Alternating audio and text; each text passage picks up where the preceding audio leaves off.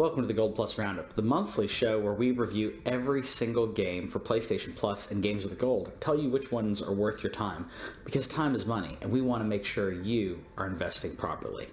Telltale's Batman on PS4 is a really spectacular entry into the Telltale archive of games. It gives us a new and different look at a lot of the villains and heroes that we're all too familiar with.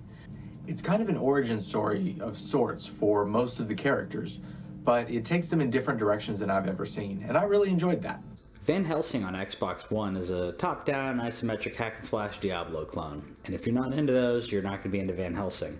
It's not the best of those. In fact, it's not the best of that genre in this review for these monthly free games. The gameplay is okay, the humor is subtle, which is the only thing that I liked about it, but the gameplay is way too easy and button mashy, and way too easy to find ways to survive, and it wasn't as challenging as I would really have hoped. The different classes that you pick as well aren't that varied, and it still amounts to button mashing, either ranged or close up, so I don't know if I'd recommend it. Next up, we've got Deus Ex: Mankind Divided on PS4. This is a spectacular game. I really enjoyed it, and it feels like they fixed a lot of the issues that I had with the original, well, the reboot. It flows smoothly, stealth goes well, and the game is actually designed for those of us, myself included, who really enjoy the stealth. So definitely worth picking up if you enjoy stealth, if you enjoy a complex story. Maybe stay away if you get easily confused by story, because it gets heavy pretty quick. Zombi for Xbox One is a really great game back when it was on Wii U. I think it loses some of its allure when it's taken out of the Wii U and you lose the gamepad. The Wii U gamepad functioned as a backpack, and it was really cool to be looking in your backpack and doing inventory management, and looking down at your gamepad added some realism to this game, which had zombies in it. But it was interesting, it was immersive. You're looking down at your gamepad and you don't see if zombies are coming at you, and then all of a sudden you get attacked. It would be like if you were digging through a backpack in a zombie apocalypse.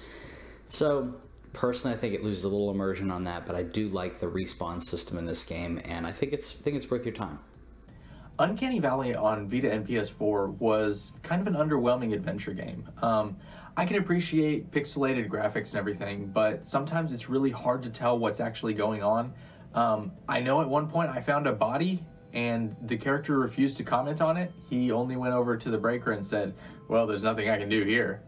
So an adventure game where your character has very limited dialogue and doesn't react to obvious things that are happening on the screen was very confusing. I hit 2 of the 3 endings, and I don't understand either of them.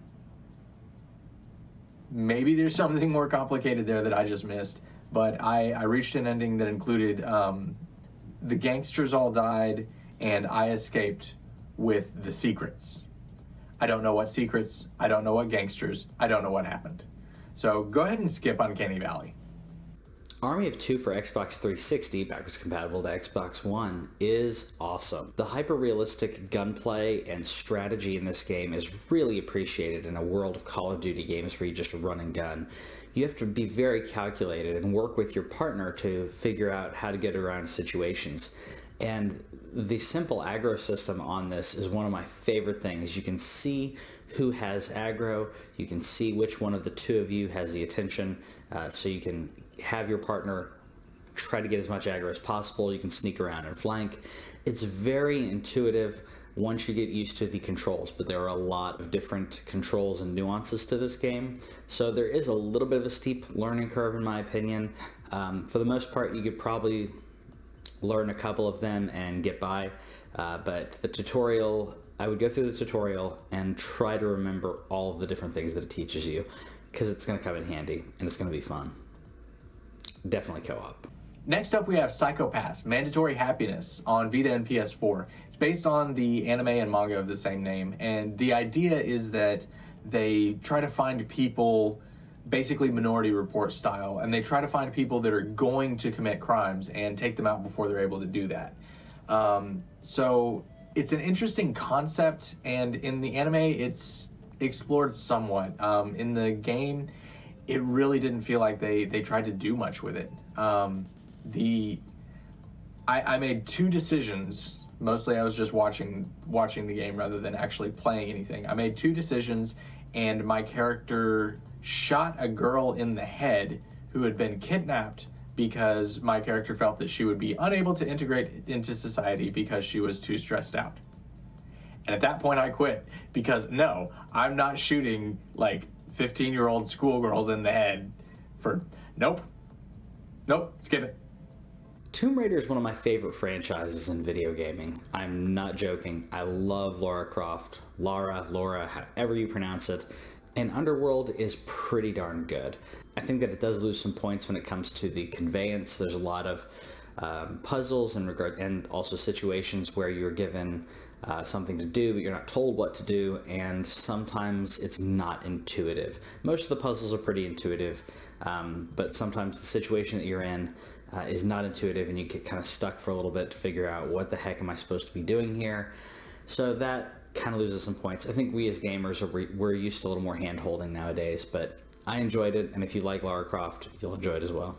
Book of Unwritten Tales 2 on PS3 tries really hard to be funny, and maybe for people who played the first one it is, but for the first 20 minutes the only actual interaction I had with the game was pressing X, and the first puzzle stumped me for about 20 minutes. So it varies wildly between giving you nothing to do at all except watch the game occur, and giving you puzzles that are, for my taste, a little too complex and rather non-intuitive. A lot of the humor was also seemed to be based on people who had played the first one. So if you played and enjoyed the first one, I guess play this one, but most of the jokes went over my head, and the ones that I did get weren't particularly funny or very well thought out. So I'd say go ahead and skip it. Sacred 3 for the PlayStation 3 is another great co-op game, and it's a top-down isometric hack-and-slash Diablo clone. It is the best hack-and-slash Diablo isometric clone thing that's on this list, and I would say give this one your attention instead of Van Helsing if you have both the Xbox One and the PS3. I will say the humor is a little grating, but the gameplay is better. It is linear, but so is Van Helsing for the most part. The story and everything is a little more linear. The other Sacred games were open world, so that is a little bit of a negative mark. Another quick negative mark on Sacred 3 is unfortunately the gameplay in the different classes isn't different enough. It suffers from the same problem that Van Helsing suffered from. You can play as any of these classes and you're not going to have that much of a difference as opposed to like Diablo, where it really fleshes out what like a magic user is, a barbarian, and you have ranged and melee, and you have a nice trinity. Unfortunately, you don't have as much with this. So between the linearity and the humor, I think that this game is pretty passable. I had fun playing it, and it's co-op up to 4 people, so jump in and enjoy it and hack and slash away. So that's all the time we have for today, folks. Join us next time when we will be discussing Patrick. I'm going to tell you all of his secrets. Mwahaha. Thanks for watching This Week in Our Collective Heads.